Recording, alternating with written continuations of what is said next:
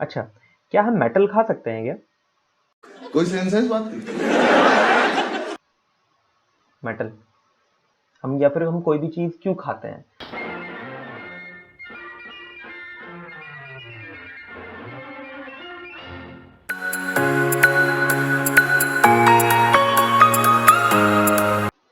तो अगला जो टॉपिक है वो है हमारा दैट आपके एनसीईआरटी का 15.1 section, that is what happen when we add our waste to our environment.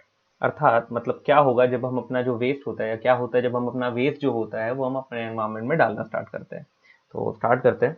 अच्छा, एक नॉर्मल सा क्वेश्चन है, जैसे अच्छा हम जो भी चीज़ें खाते हैं, जैसे फॉर एग्जांपल हम क्या क्या खा सकते हैं? हम वाटरमेलन खा सकते हैं, हम कैबेज खा सकते हैं, हम नॉन वेज खा सकते हैं, वेज खा सकते हैं, हम बहुत सारी चीज़ें खा सकते हैं।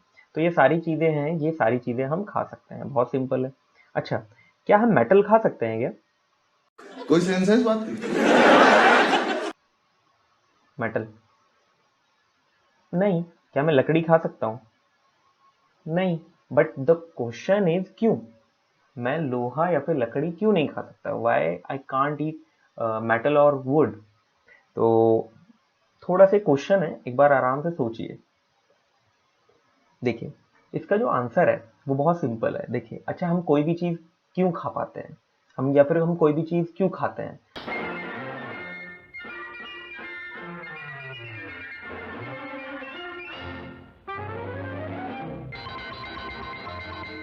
क्योंकि उससे हमें एनर्जी मिलती है, यानी हम वो चीज़ खाते हैं और फिर क्या होता है, हम कोई भी चीज़ जब खाते हैं तो क्या होता है, हम कोई भी चीज़ जब हम खा पाते हैं तो हम खाते हैं उसे, फिर वो चीज़ डाइजेस्ट होती है। ठीक है, डाइजेस्ट होने के बाद डाइजेशन कौन करते हैं? हमारे एंजाइम्स करते हैं। हमारे अंदर ऐसे एंजाइम्स हैं जो कि क्या करते हैं, आप जो भी खाते हैं, जैसे फॉर एग्जांपल आपने कोई भी अगर आपने फूड कुछ भी खाया है, तो वो जो फूड आपने जो भी खाया है वो जो एंजाइम्स होते हैं उसे डाइजेस्ट कर पाते हैं, और डाइजेस्ट करने की उनके अंदर क्षमता है, और डाइजेस्ट करने के बाद उन्हें सिंपलर या फिर छोटे छोटे सिंपलर सब्सटेंस में कन्वर्ट कर पाता है, या फिर यू कैन से डायरेक्टली सिंपल सब्सटेंस में कन्वर्ट कर पाता है सब्सटेंस। चलिए ठीक है, यानी इन शॉर्ट डाइजेशन हो पाती है। हम जो भी हम खाते हैं वो सारी चीजें हम डाइजेस्ट कर पाते हैं, क्योंकि हमारे पास ऐसे एंजाइम्स हैं जो उन चीजों को डाइजेस्ट कर पाता है। क्या हमारे पास ऐसे एंजाइम्स हैं जो कि मेटल को डाइजेस्ट कर पाए? क्या हमारे पास ऐसे एंजाइम है जो कि वुड को डाइजेस्ट कर पाए? नहीं है। दैट्स वाई हम ये चीजें नहीं खाते। अगर हमारे अंदर ऐसे एंजाइम होते जो मेटल या फिर वुड को डाइजेस्ट कर पाते, उनसे एनर्जी ले पाते या फिर उनको सिंपल को मॉलिक्यूल में कन्वर्ट कर पाते, दैट्स हम वो भी चीजें खा पाते। बट हमारे पास ऐसे एंजाइम्स ही नहीं है जिससे हम ये चीजें मतलब कन्वर्ट कर पाए। ठीक है, सेम सिमिलरली अर्थ के पास भी अपने खुद के एंजाइम्स हैं। क्या बात है, क्या बात है। मतलब अर्थ के पास भी अपनी खुद की ऐसी चीजें हैं जिससे वो चीजों को कन्वर्ट कर पाती है। अब हम जो भी चीजें अर्थ में डालते हैं, अर्थ का मतलब समझ लीजिए, हम जो भी चीजें सॉइल में डालते हैं, हम जो भी चीजें नेचर में डालते हैं, तो अपने ओवरऑल जो नेचर है, नेचर के पास अपने खुद के एंजाइम समझ लीजिए, जिसका काम ये है कि कोई भी चीज जब उन्हें मिलती है तो वो क्या करते हैं, सिंपल छोटे छोटे मॉलिक्यूल में कन्वर्ट कर देते हैं।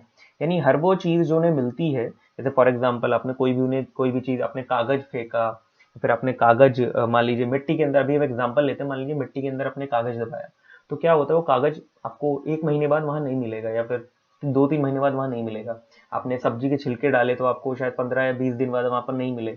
आपने फॉर एग्जाम्पल आपने कार्डबोर्ड डाला, आपने कुछ और डाला, तो आपको वो चीज़ें वहां नहीं मिली, लेकिन कुछ चीज़ें आपको मिलेंगी। आप प्लास्टिक के बैग्स डालिए, आप प्लास्टिक की बॉटल्स डालिए, आपको वो चीज़ें सालों साल वहां मिलेंगी।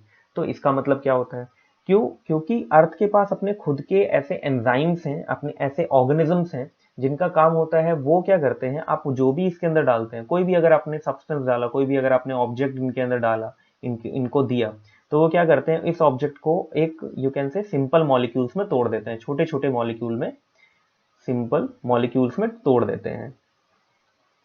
चलिए, लेकिन कुछ ऐसी चीजें होती है जिन्हें छोटे छोटे मॉलिक्यूल में ये नहीं तोड़ पाते, जैसे फॉर एग्जांपल, जैसे अगर मान लीजिए आपने इन्हें कार्डबोर्ड दिया, या फिर अगर आपने इन्हें पेपर दिया, तो ये उसे छोटे छोटे मॉलिक्यूल में तोड़ पाएंगे।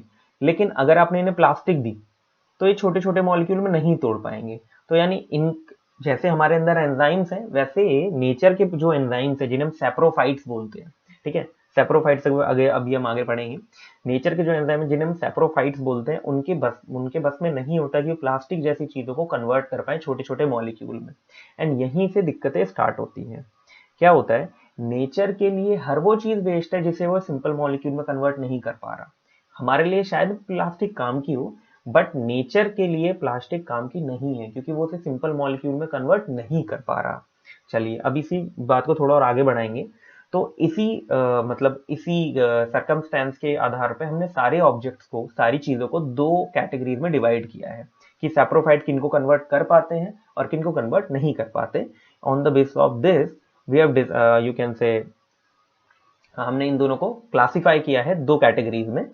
पहली कैटेगरी है बायोडिग्रेडेबल, दूसरी है नॉन बायोडिग्रेडेबल। बायोडिग्रेडेबल मैं ही बता दूं, जिन्हें भी सैप्रोफाइट्स कन्वर्ट कर पाते हैं स्मॉल मॉलिक्यूल्स में उन्हें हम बोलते हैं बायोडिग्रेडेबल। जैसे पेपर बायोडिग्रेडेबल है और फ्रूट्स वगैरह बायोडिग्रेडेबल हैं, लेकिन जिन्हें ये नहीं कर पाते उन्हें हम नॉन बायोडिग्रेडेबल बोलते हैं, जिन्हें सैप्रोफाइट कुछ सिंपल मॉलिक्यूल में कन्वर्ट नहीं कर पाते। चलिए एक बार पढ़ते हैं। जैसे substance which can be decompose उस प्रोसेस को बोलते हैं। डिकम्पोज यानी छोटी छोटी फॉर्म में टूटना, ठीक है। Decompose by the action of micro organism called as biodegradable waste. ऐसे वेस्ट और यू कैन से ऐसे सब्सटेंस जो कि छोटे छोटे मॉलिक्यूल में टूट पाए उसे हम बोलते हैं biodegradable. Non biodegradable substance which can't be decompose by the action of micro organism called as non biodegradable. ऐसे सब्सटेंस जो कि कन्वर्ट नहीं हो पा रहे छोटे मॉलिक्यूल्स में माइक्रो ऑर्गेनिज्म के द्वारा भी, उसे हम क्या बोलते हैं, नॉन बायोडिग्रेडेबल। इसमें आते हैं प्लास्टिक एंड समथिंग, प्लास्टिक की बॉटल्स, ये सारी चीजें, pesticide, radio active waves and something waste. इसमें आता है आपका वेजिटेबल एंड समथिंग, ये सारी चीजें इसमें दी हुई हैं। डन। तो अब आपको समझ में आ चुका होगा कि बायोडिग्रेडेबल एंड नॉन बायोडिग्रेडेबल क्या होता है। अच्छा, अभी भी अब क्वेश्चन ये है कि ये जो नेचर है, नेचर जो नॉन बायोडिग्रेडेबल चीजें होती हैं, जो प्लास्टिक वगैरह, प्लास्टिक जनरेट करना इतनी बड़ी प्रॉब्लम क्यों है? अगर नेचर उसे डाइजेस्ट नहीं कर पा रहा तो डाइजेस्ट ना करना इतनी बड़ी प्रॉब्लम क्यों? ठीक है, तो इसे हम देखेंगे नेक्स्ट वीडियो में। अभी के लिए आपको समझ में आ चुका होगा बायोडिग्रेडेबल एंड नॉन बायोडिग्रेडेबल क्या होता है और क्यों होता है। मिलते हैं आपसे नेक्स्ट वीडियो में।